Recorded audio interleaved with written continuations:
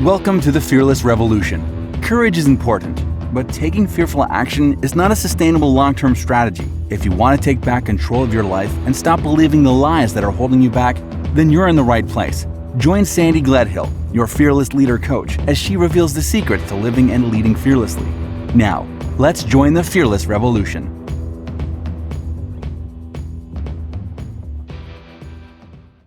Hey everybody, and welcome back to the Fearless Revolution. I'm so happy that you're joining us.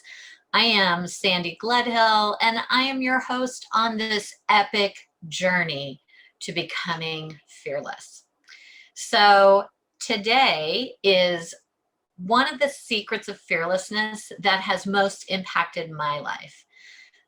Although I'm finding whenever I'm preparing for my next show, I get all kinds of excited, no matter what the topic is, no matter what the subject matter is, because this whole journey comprehensively from the bondage of fear into the liberty of fearlessness, the whole thing has been life-changing. And I'm just so joyful to bring this to you guys on this platform. I love it. Whether you're watching on my YouTube channel or just listening to the podcast, thank you for joining. And I hope today really marks a before and after moment in your life. So today we're going to talk about lethal language. This is a term that I coined about 9 years ago.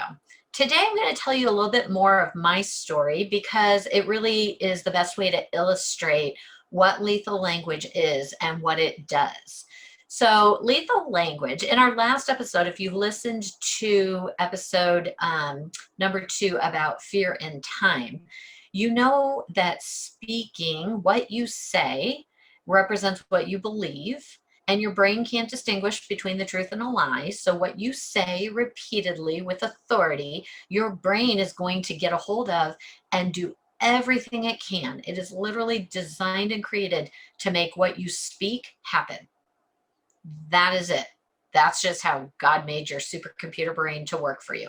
So if you're constantly speaking negative things around time, you're constantly going to find that to be true. You are going to be running late. You are going to have time as an enemy. You are going to see it as an obstacle. And the same is true with what I call lethal language. So I was diagnosed with a very unexpected and aggressive form of breast cancer about 9 years ago.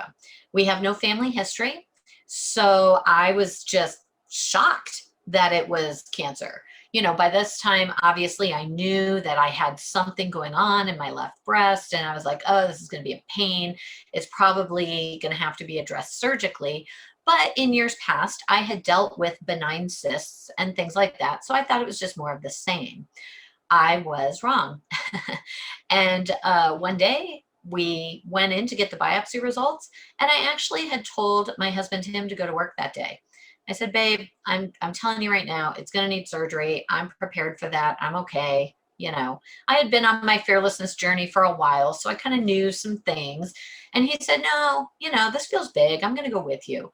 And we sat in that room, and I can close my eyes and remember like it was yesterday, sitting on the vinyl bed in the exam room, listening to the paper crinkle underneath me when I tried to, shift around, trying to get comfortable. Tim was sitting in the room in a chair across the room, and the surgeon came in holding a file, and she said these words: we got the results. The news is bad. Both tumors are cancer. And I really couldn't tell you anything else she said.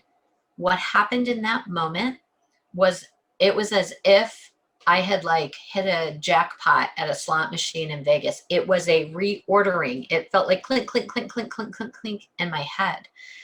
And it was a literal reordering of what was important in my life in that moment. You know, I was already a corporate consultant by that time. I had some high profile clients. I was always very concerned about if I was serving them well. I was always thinking about new strategies.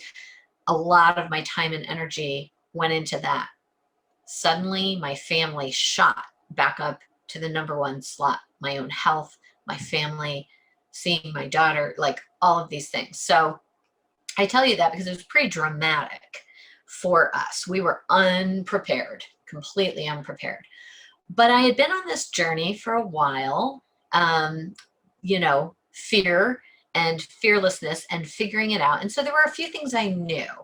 I knew that fear was a liar. You will hear me say this a lot on this show because it's true. Fear is a liar. Fear always lies.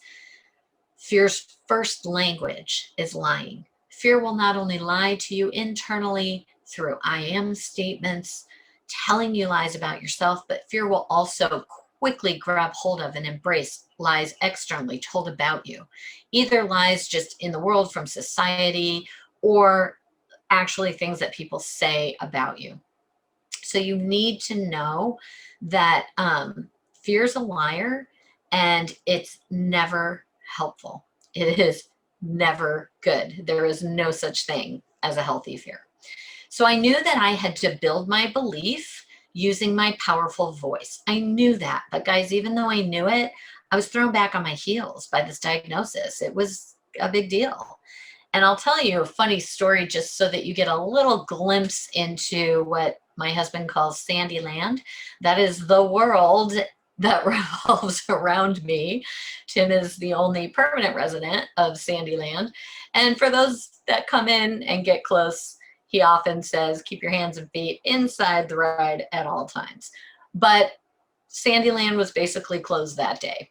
We got the news, we went home, we were sitting on the couch staring at the TV. The TV wasn't even on, it was like a blank screen, and we were staring at it. And one thing you need to know about my husband is that he's a leg man. He has always said, when we met, it was my legs that attracted him. He's never been a boob guy. He's always been a leg man. So we're sitting on the couch in devastated silence, holding hands. Tears were dramatically, softly dripping onto my lap. Like it was that kind of moment, right? Tim breaks the silence with, well, at least you didn't get leg cancer. That broke this heaviness. Honestly, it broke fear. It broke fear because it brought me back into the present of this is not as big as it feels. So we laughed, and that moment we gave ourselves, I don't know, it was less than 24 hours of like stunned, horrific fear and silence. And then that was it. With Tim's one-liner, we began our road to recovery. And I knew that I had to begin to use my voice because fearless leaders decide their future. Fearless leaders do not speak the language of fear, thereby drawing to themselves a bad future. Fearless leaders speak hope. And my hope, I do not define hope the way most people do with kind of a crossed fingers. Oh, I just hope it works out. I really anchor into the biblical definition of hope, which is in the Hebrew, a confident expectation of good, a confident expectation of a good outcome. That is my hope. So I knew that I was at a crossroads and that I had to make some decisions. Now, don't confuse decisions with working in your own strength. I actually learned more about rest through my battle with cancer than at any other time in my life. So peace and rest are actually key proficiencies in fearless leaders. Key proficiencies in fearless leadership is understanding peace and rest. When I am working with my clients on time, I have them, once we get their relationship with time restored, which you guys have already heard me talk about, the first thing I have them do is schedule in rest. Schedule in rest to their day, their week, their month, and their year. So I think that's really important. So I believed, and I do believe, that in order to use your voice powerfully to change your future circumstances, you must anchor into something that is bigger than yourself. You must anchor into an irrefutable truth. Now, you guys have heard me say this is not a faith-based podcast, but I am a faith-based girl. So I love myself some Jesus, and I really hate religion. Religion really ruined my life for a long time.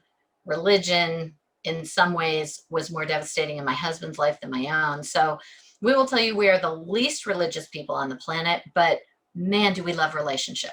So when you hear me talk about my faith, it is relationship. I knew that I needed to anchor into a truth. So I went in search of that truth.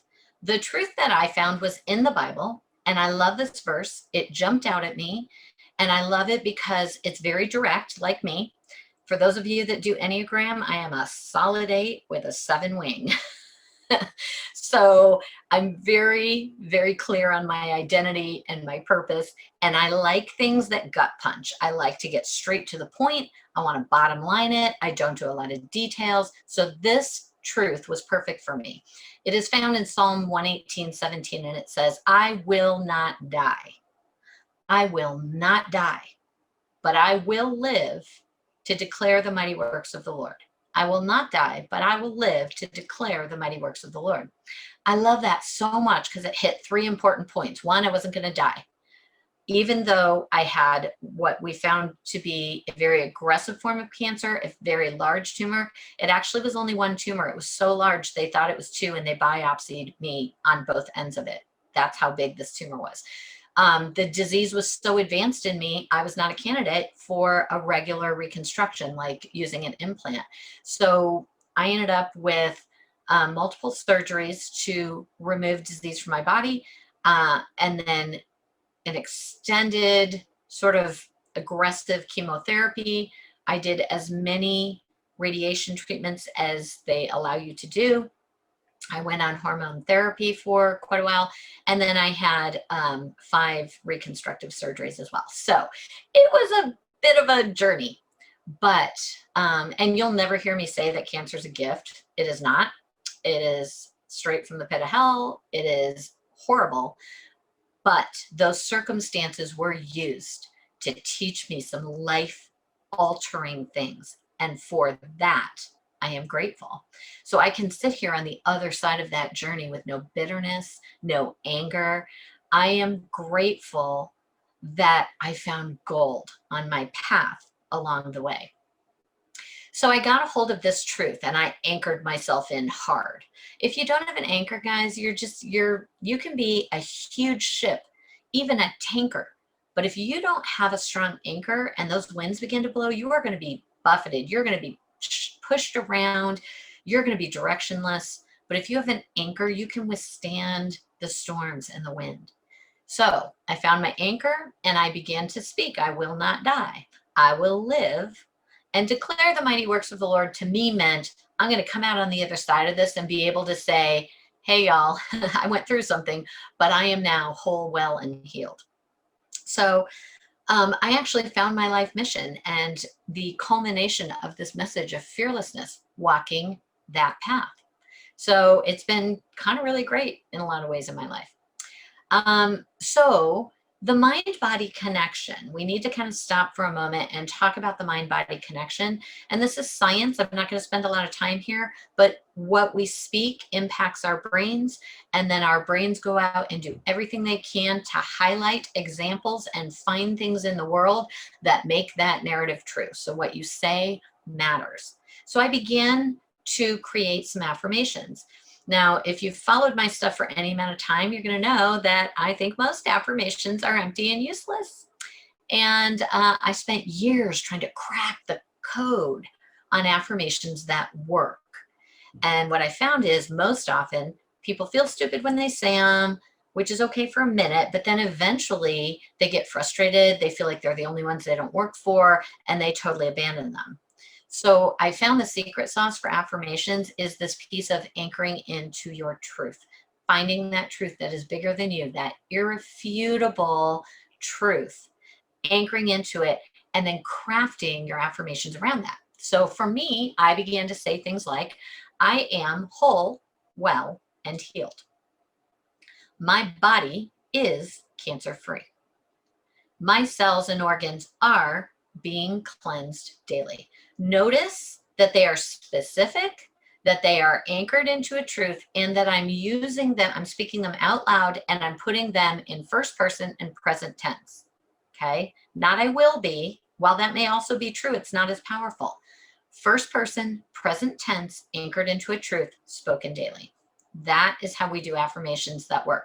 And for clients, I have to get to know who they are before I can help them craft affirmations, because I can't tell you the number of times I've been at a meeting, business meeting, and a guru from the stage talks about an affirmation, and then, cue like 1,000 phones that come up to snap a picture of that affirmation, thinking they're going to take it home and use it and it's going to work for them. And 9 times out of 10, it does not. Now, I will say, when I was going through chemotherapy, which that was the hardest 9 months of my life, chemotherapy, radiation, I did sometimes feel not stupid, but it didn't always feel really genuine to say I am whole, well, and healed. That's where the anchor part comes in. Because, guys, it's not going to feel real. But this is the thing about fearlessness that I say all the time. Fear is a feeling. Fearlessness is not a feeling. Fearlessness is a mindset. It is a lifestyle. And it is a designation, a label that you give yourself. And then you give yourself permission to use that boldly, even as you're walking into the fullness of that label. I am fearless. I am also every day becoming more fearless. Think of it this way. The moment that you find out that you are having a child, you can declare, I am a mother. When that child is born, you now experience more fullness of that designation, but it's legitimate. Before that child's born, it's still real. You are a mother. You're just a mother in a different sense once that baby's born. But you are not living in the fullness of your parenthood. And same thing with being a father. This is not female specific. You are a parent, you are a dad, you are a mom, you are a big brother or a big sister. It changes when that child is there and you see it and you tend to believe it more. But now you're at the very beginning. You're at step 1. You're going to be a mother, a father, a big brother, a big sister for the entire life of that child. And you get to grow in different aspects and dimensions of that. It's the same with fearlessness. Own it, believe it, understand it, own it, get coached in it, and then allow yourself to walk boldly in it, even as you are walking it out and learning more about it.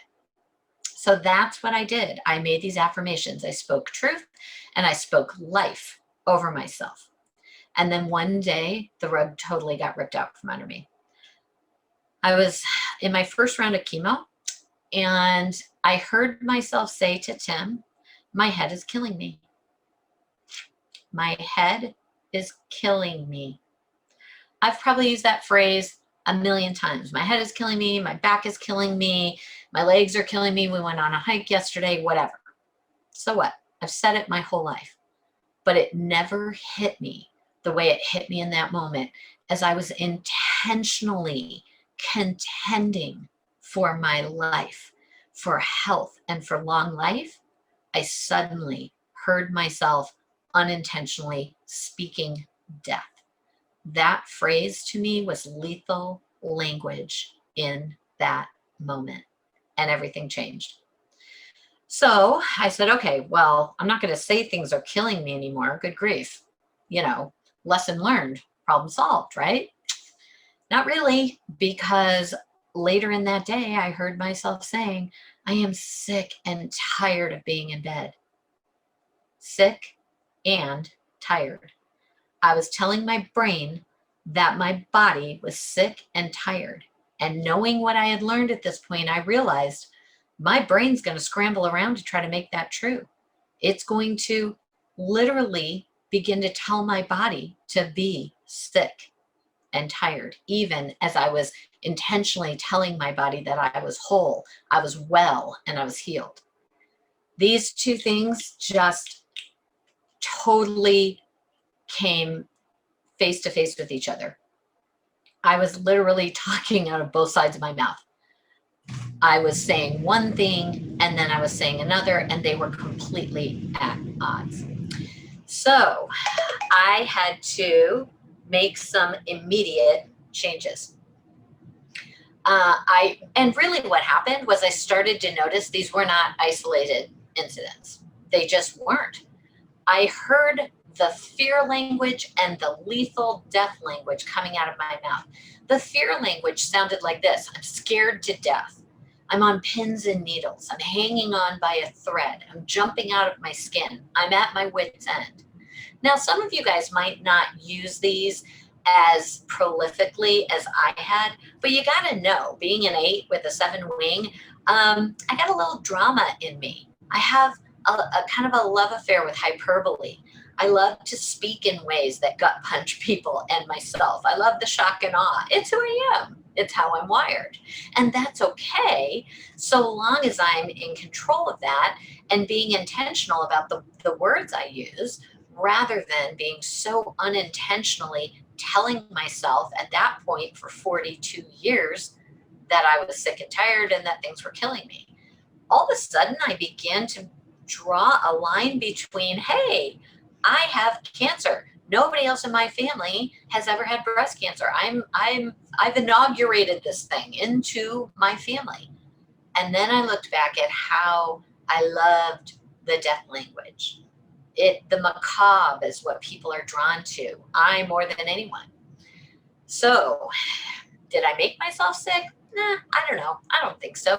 But I certainly created an environment that was very suited to getting sick. I don't have all the answers to all that kind of stuff, you guys. All I know is I knew I had to make some changes in my language.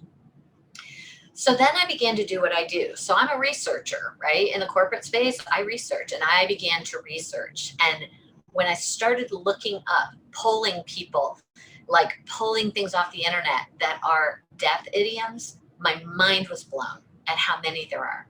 Just like those negative idioms around time, fear has insinuated these death idioms into our language to keep us afraid, to keep us locked in fear, and to keep us having a constant flow of words that are telling us to be afraid, to be sick, and to be aging prematurely. I realized I was talking myself into an early grave. And that actually is not hyperbole. That is fact. I was telling my brain to tell my body that I was sick and dying and killing and all of those things. So when I realized how prolific this was in our American vernacular, our English vernacular, I was shocked. And honestly, it wasn't just about my own health. I was horrified as I recalled myself saying things about my daughter Emily when she was a teenager, like, that kid's going to be the death of me. Or, you're killing me, clean your room. Things like that. I'm going to kill that kid if she doesn't come home on time tonight. Things that I did not realize were as powerful as they are, were just flying out of my mouth like it meant nothing. Now, I want to pause really quickly and give my disclaimer. Guys, I also don't want people to get in fear around having said things like that. When you know better, do better. Some of you might listen to this and just kind of, roll your eyes and go, I don't think it matters. Great, then this isn't for you. Now, in my book, I actually cite some scientific studies that prove that what you are saying inside your head and what you're saying through your mouth are very, very powerful in how they impact your body and your health. But everybody needs to take what works for them. This is for my people that want to live fearless lives. They want to be fearless leaders. They know they're called to big destinies, and they know something has kept them stuck. I would suggest to you that perhaps your language is one of those things. Okay, so quickly, I want to run through now some death idioms. See if any of these sound familiar to you, and if they are, write them down. You're killing me. You'll be the death of me. I'm going to kill that kid. I'd kill for a drink. This place is dead. My throat is killing me. I'd die for some pizza. I'm dying, meaning I feel sick, or I'm dying, meaning that's funny. We use I'm dying for anything. Literally saying out loud to your brain, I'm dying. Think about the power of that. I'm scared to death. I'm sick to death of my job. I'm dead on my feet. Wouldn't it be more accurate just to say I'm tired or maybe even exhausted? I feel like the walking dead. I'm so afraid my business will go belly up. People are dropping like flies over there. He's got one foot in the grave. I feel like I'm at death's door. Why not just say, I have the flu? That plan is dead and buried. We were dead even. It's the dead of winter. I am dead me. I was dead right. I was dead wrong. We use dead to mean everything. That's dead on. I had him dead to rights. I am dead to the world. Death by 1,000 cuts. I feel like death warmed over. You're digging your own grave. It's been done to death. He fell on his sword. It's a fate worse than death. Guys, I could go on and on. I have like 2 more pages of these. So I'm going to stop there because I think you get the idea. We need to really think about the language that we're using. So where does it come from? Well, a lot of us come by it honestly. We pay for it in our entertainment. If anybody's ever listened to that classic movie, The Sandlot, you know that line, "You're killing me, Smalls." Tim and I love that line. Every time one of us got frustrated over something with the other one, we'd be like, "You're killing me, Smalls." Well, that's funny. And I like humor. And that was kind of like our thing. So we talked about it. Do we keep saying it? We thought, let's not get crazy. We don't want to be like, we also don't want to, be like, don't say hate, don't say fear, don't say, I mean, there's a balance, right? Moderation in all things. But as we kept saying it, it no longer felt healthy for us. We realized that we needed to be kind of walking examples of what it looks like when you remove lethal language from your lives. So we did. But we replaced it with something awesome. Now we say, "You're keeping me young, baby," or "You're keeping me young, Gledhill," which is our last name. So if you say it with the same intonation, it's actually still funny. It's our own little private joke. And, you replace a bad language habit with a good one. So we also realized that lethal language is built in to our music. So back in the day, Billy Joel got us all singing about how only the good die young. Me being a child of the 80s, I absolutely declared that, Prince had me saying that I would die for you. I have banged my head chanting "Highway to Hell." I have, cutting crews, like had a whole generation believing it was romantic to die in your arms tonight. We've gone down in a blaze of glory. We've gone to a dead man's party. We've sung Another One Bites the Dust. I mean, you guys get the idea. Lethal language is built into our music and our movies.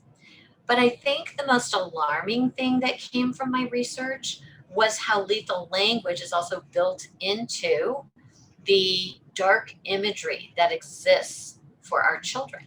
Nursery rhymes, Mother Goose rhymes.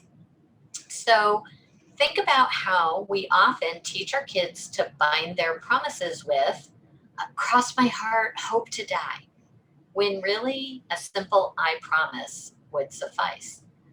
Why would we say, and the rest of that, "Cross my heart, hope to die, stick a needle in my eye"? I said that countless times as a kid. It's a horrible thing for a child to say if you really think about it. When you understand the power of words and the mind-body connection, it really becomes powerful. We highlighted the possibility of our children dying in their sleep back in the day with the popular children's nighttime prayer that, "If I die before I wake, I pray the Lord my soul to take." Unnecessary, people. That does not need to be said. I taught my daughter Mother Goose nursery rhymes thinking I was a great mom, but as I go back and read them, 3 poor little blind mice have their tails savagely cut off by some deranged farmer's wife. A newborn is kept in an unsecured cradle at the top of a tree, so when a big wind comes, the whole thing falls to the ground, presumably ending in the child's injury or death. I sang that to M.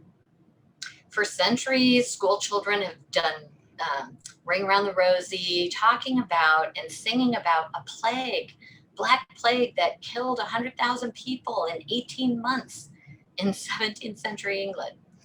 We have incessantly reenacted London Bridge falling down on our kids' heads. And of course, we cannot forget the lady who swallowed a fly, perhaps she'll die. So you guys kind of get what I'm saying here. That one's a little tongue in cheek, but lethal language is powerful. What you say matters.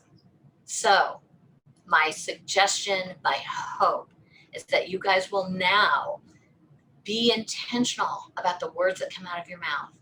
Don't let fear be that big obstacle, that blocker to the abundant life that you were born to live in the same way we created an abundant life for our own children to be born into. You were created for an abundant existence.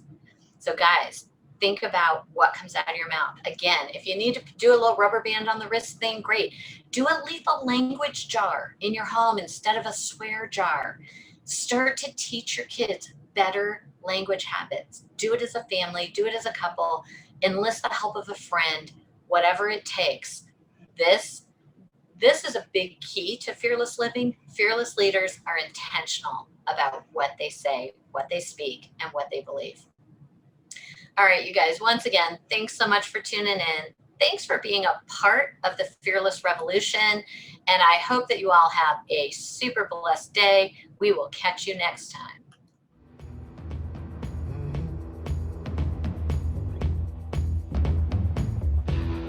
The Fearless Revolution has begun, and you are an important part of getting the message of fearlessness out to the world.